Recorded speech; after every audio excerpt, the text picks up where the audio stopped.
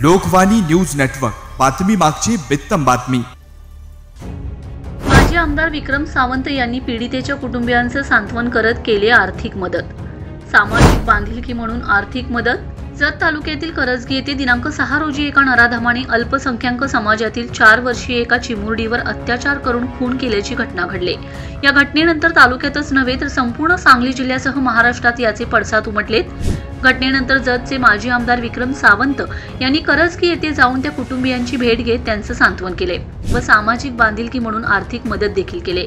त्याचबरोबर सामाजिक बांधिलकी म्हणून पीडित कुटुंबाला सावरण्यासाठी सर्वांनी आर्थिक मदत करून दिलासा द्यावा असे आवाहन देखील केले। एक प्रत्येक समाजाला काळीमा फासणारी घटना घडली, त्याचा या निमित्ताने मी निषेध करतो आणि या कुटुंबाला या दुःखातून सावरण्यासाठी सगळ्यांनाच या निमित्ताने मी विनंती करतो की आज हे कुटुंब आपल्या कुटुंबाची जबाबदारी सांभाळत असताना मोलमजुरीसाठी त्याच्या वडिलांना बाहेर जावं लागलं आणि ही घटना घडली। खरं तर समाजातल्या सगळ्या लोकांना मी या निमित्तानं आवाहन करेन की अशा पद्धतीच्या घटनांना शेजारी बाजारी आपण सगळ्यांनी लक्ष ठेवावं आणि अशा वेळीच अशा घटनांना आळा घालणं गरजेचं आहे।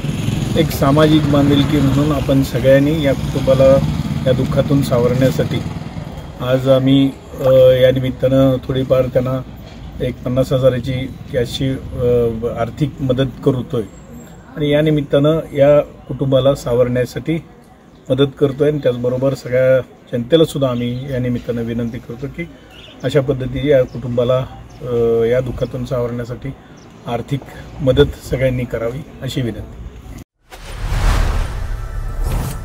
लोकवाणी न्यूज नेटवर्क, बातमी मागची बित्तम बातमी।